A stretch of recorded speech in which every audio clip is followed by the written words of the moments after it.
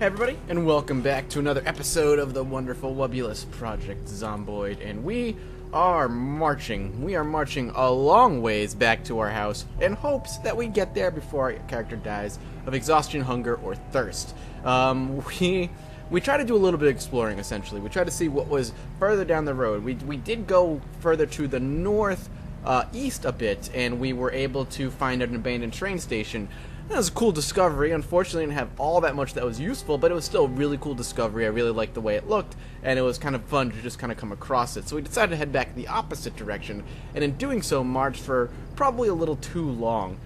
We ended up getting ourselves way far away from home, and because of that, we are now kind of working against time. Time's working against us. It's going to get dark.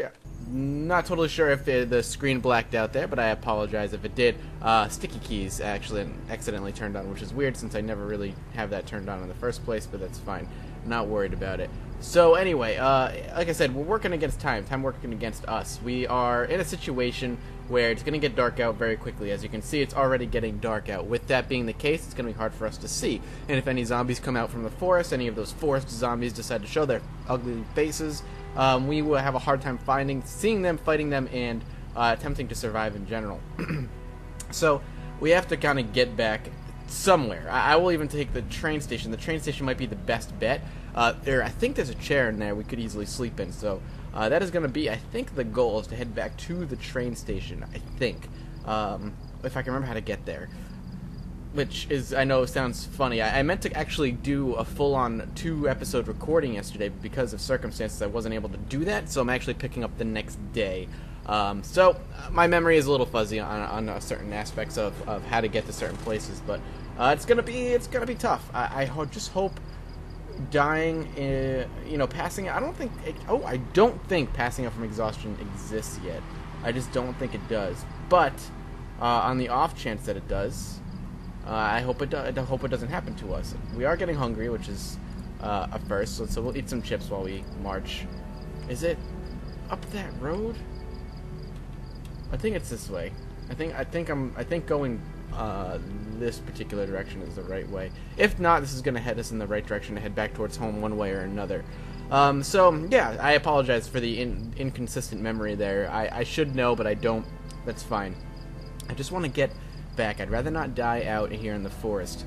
It's bringing memories of The Last of Us. I don't know if you guys picked that game up today, but holy crap, I picked up that game, and oh my god, is that like the most depressing game I've played in a long time. The first half hour of that game made me so incredibly sad.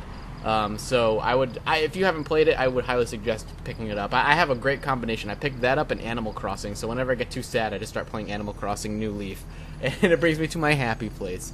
It's a good little rotation of games to have. But The Last of Us, if you haven't picked it up, dear God, go pick it up if you have a PS3. Just do it. Okay, here's the train track. So I did make the right decision. Now I think heading to the right is where the train station is. I'm almost positive this is the right way. And by almost, I'm like 99.5% sure. So that's pretty up there. That percentage is high. And it is the right place. Okay, excellent. Look at the graffiti glows in the dark. They use that special glow-in-the-dark graffiti. It happens. Oh, sorry about that. I know it went black on you there for a second because of stupid fraps. Every time, if I don't minimize fraps and I click on fraps accidentally, it accidentally goes, it always minimizes. So, I fixed that though. Alright, I just need a chair. We're gonna close this door. Is there a chair in here? Anywhere? Uh-oh. Uh-oh. I can hear him. I'm gonna try and sleep, though. Actually, I can't sleep here. This is stupid of me. Let's go. Sleeping here is a bad idea. They're obviously around. I heard them, and that actually terrifies me a little bit. Yep, there they are. There they are. Good thing I did decide not to sleep here. Time to go. Please don't pass out from exhaustion. Please don't pass out from exhaustion. Please don't pass out from exhaustion. We have to head back now. Okay. It looks like we're heading up back toward home. Seems like that's probably our best bet, which is unfortunate. But what are you gonna do? That alarm actually drew some zombies, which is surprising. Not a horde, but it definitely drew some zombies. And now we are in a very precarious situation. For those of you who always say, Mathis, why don't you use a flashlight? The reason I don't use a flashlight is because it draws attention. They're gonna see the light, and if they see the light, they're gonna come for me, and that's not something I want, especially right now. So let's try and just sneak past this little clump. Seems like we'll be alright. Nope, they somehow decided to see me right then. That's fine, we'll just go. We built some distance before we had to break into a run, so we should be fine. They'll lose interest very quickly, and if not already, and break away. Just gotta get somewhere safe, man. That's all we gotta do. Get somewhere safe. Anywhere. Alright. This is my house? It's a house. I'm pretty sure it's my house. So I am going to feel much more comfortable about my living situation if that is true. Okay. It is true. Alright.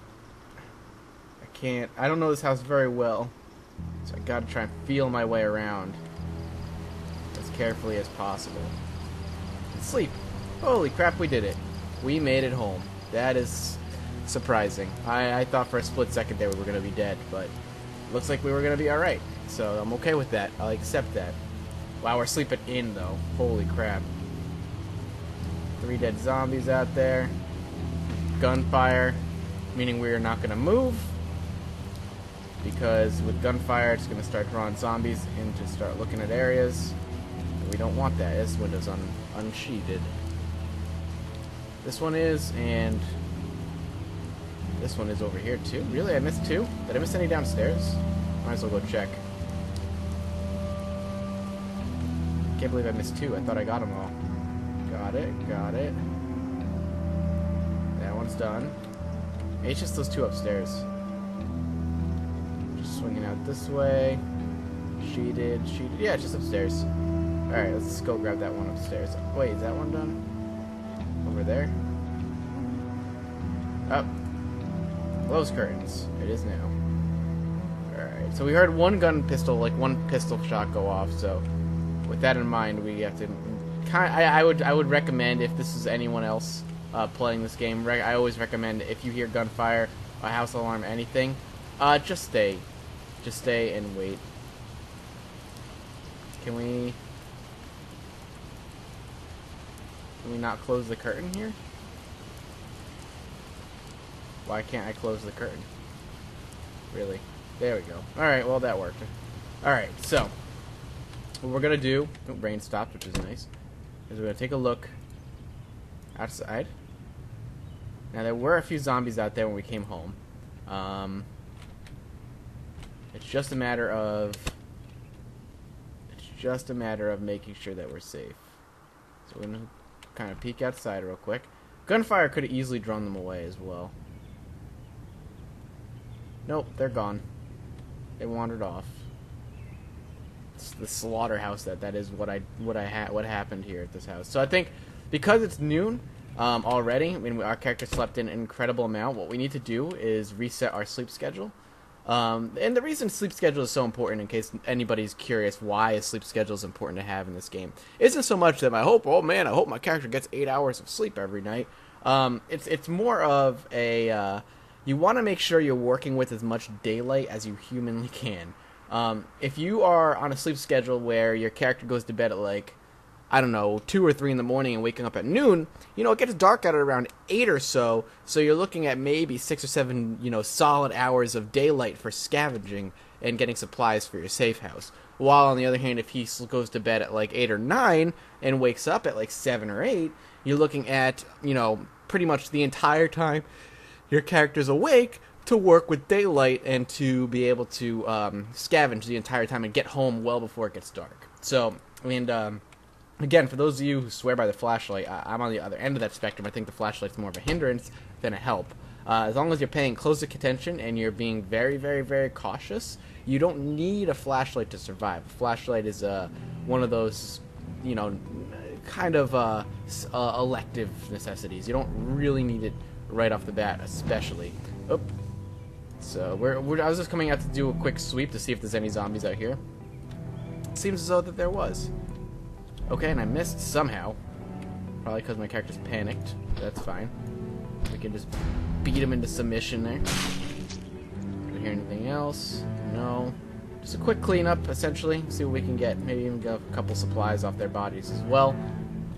So, yeah. What was I saying? Oh, the flashlight. The flashlight. Yeah, so I think this flashlight is one of those selective situations where it's not entirely needed. It's more of a hindrance when you're drawing zombies' attention by flashing light around and showing what it is. That's why, you know, when you're in your safe house, as much as you would like to run, don't run if you can help it. If you don't run, you're not going to make as much noise. Keep all the lights off if you can. Being able to keep off the lights, you know, prevents them from, you know, lowers their chance from seeing you, keeping you safer, and whatnot. So definitely one of those situations, again, that I just feel is more of a hindrance. I mean, feel free to argue with me and tell me why I'm wrong. I'm actually very curious, for those of you who swear by the flashlight, why you swear by the flashlight.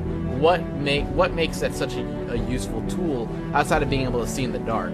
I mean, as long as you can see the immediate area in front of you and you know the general direction you need to go, then sure, then you don't need a flashlight. But I could see maybe if you were in like a huge city and you were lost and needed you know, to get around somehow, then maybe, yeah, that makes sense. Then maybe I can see the need for a flashlight, just so you don't turn a corner and get yourself killed in the process. So, alright, we're gonna store up this hammer and this flashlight.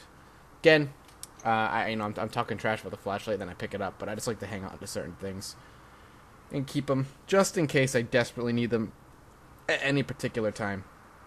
We have a couple of rounds. We don't have a gun, so we can leave all these rounds here. I mean, there's 40 rounds, for Christ's sake. And he's just going to put them in one by one. I think that's, again, I've said it before, but, I mean, if I'm holding, like, 4 boxes, do it 4 times. But if I don't think I'm holding an individual bullet every single time. But, hey, maybe I am. Maybe that's just me being kind of silly. Alright, let's put these apples away. There we go. We can do that. And I think we'll call it here. Thank you guys so much for watching. I'm glad we lived. And we'll get back to a normal schedule of sleeping and scavenging. And then maybe we'll hit up our old safe house and see if the horde has left. So, yeah, I'll see you guys next time. Thank you for swinging by.